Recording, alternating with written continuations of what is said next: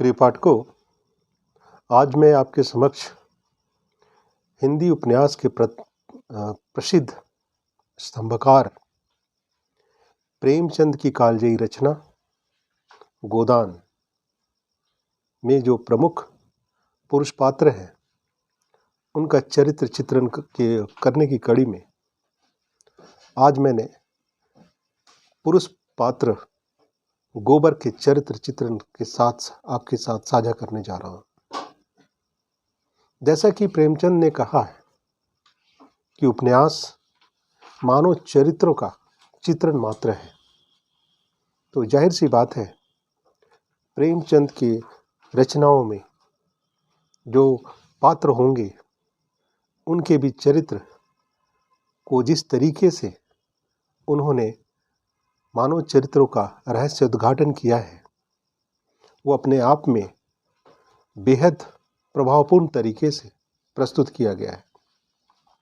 तो आज हम सभी सुनना चाहेंगे प्रेमचंद के उस प्रमुख पात्र रचना जो उपन्यास की है गोदान की, उसमें गोबर के चरित्र चित्रण की बात होनी चाहिए। तो होरी का पुत्र गोबर नई पीढ़ी का एक ऐसा किसान है जिसमें प्रगतिशील चेतना है। उसके आचरण में विद्रोही स्वभाव, रूढ़िवादियों के प्रति विद्रोह की भावना, प्रणय भावना एवं निर्भीकता जैसे गुण समाहित हैं। गोबर धनाकांक्षी भी है और यदि उसके विद्रोही स्वभाव की बात करें तो वह अपने पिता के भाग्यवाद और कर्मवाद में विश्वास नहीं करता। उसका मन जमींदार, महाजन आदि के अन्यायों के प्रति विद्रोह करना चाहता है। वह अपने पिता के तरह भाग्यवाद को उचित नहीं मानता। वह अपने पिता को बार बार राय साहब के यहाँ जाते देखता है तो उसकी आत्मा उसे कचोटने लगती है। गोबर के मन में रूढ़िवादी बंधनों के प्रति विद्रोह की भावना भी है। वह अपने पिता की चापलूसी का जो स्वभाव है उससे वह नाखुश रहता है। दूसरी तरफ उसे जमींदारों का सुख भोगना अच्छा भी नहीं लगता। वह होरी की तरह यह मानने को तैयार नहीं है कि वह पुण्यों का फल भोग रहे हैं। वह यही जानता है कि वो अर्थात जमींदार लोग ये सब गरीबों को कुचल करके ही तो बड़ा हुए लोग हैं। वह कहता है कि हम लोग दाने दाने के मोहताज हैं, देह पर साबुत कपड़े तक नहीं हैं, चोटी का पसीना एड़ी तक आ जाता है तब भी गुजर बसर नहीं चलता। उन्हें क्या, मजे से गद्दी मसनद लगाए बैठे हैं, सैकड़ों नौकर चाकर हैं, हजारों आदमियों की हुकूमत है।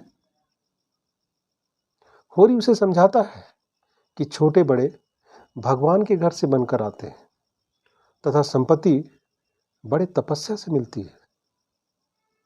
उन्होंने पूर्व जन्म में जरूर अच्छे कर्म किए होंगे तभी इस जन्म में वो आनंद भोग रहे हैं। किंतु गोबर इसे स्वीकार नहीं करता। वह कहता है कि यह सब मन को समझाने वाली बातें। भगवान सबको बनाते हैं और वह गरीबों को कुचलकर बड़ा आदमी बन जाते हैं कुछ लोग। गोबर के आचरणों की बात मैं करूं तो गोबर में युवकोचित रसिकता की भावना भी विद्यमान है।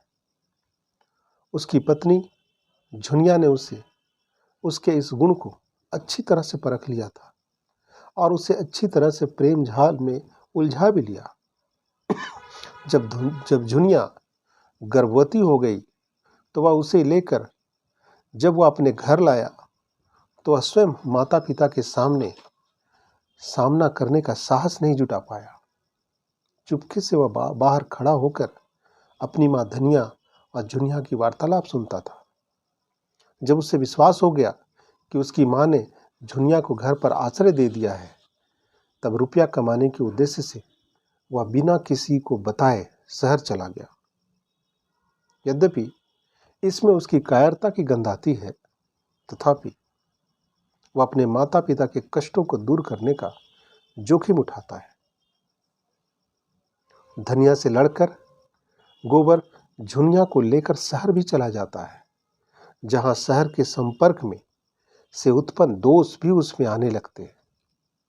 वह ताड़ी पीकर जब घर आता है तो झुनिया को पीटता भी है।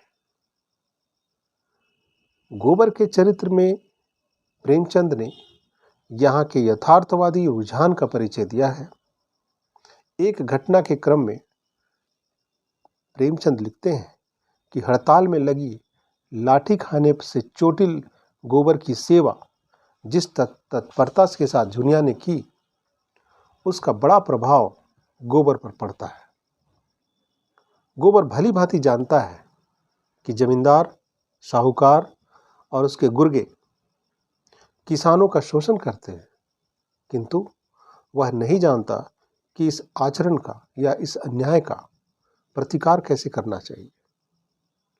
शहर में आकर वह भी खोमचा लगाता है और जो पैसे बचते हैं उन्हें वह अपने गांव के साहूकारों की भांति सूद पर भी उठा लेता है। सूदखोरों की भांति भी वह भी शहर में वह भी स्वार्थी बन जाता है। तो इस तरह से गोबर के चरित्र चित्रण के कड़ी में आज आपने संक्षेप में प्रेमचंद की उस रचना के एक प्रमुख पात्र का चरित्र चित्रण सुना। उम्मीद करता हूँ कि परीक्षा में यदि ऐसा प्रश्न आए कि गोबर के चरित्र चित्रण प्रस्तुत करें, तो इतनी सी बातें सीमित समय पर और सीमित जानकारियों के साथ प्रभावपूर्ण तरीके से रखी जा सकती है। यदि आपको ऐसे प्रश्न आते हैं तो आप इतना संतुलित जवाब देकर अपना काम बहुत भली भांति कर सकते हैं और अच्छे अंक मिलेंगे। अगले वीडियो में मैं आपके साथ पुनः मिलता हूँ। तब तक के लिए धन्यवाद।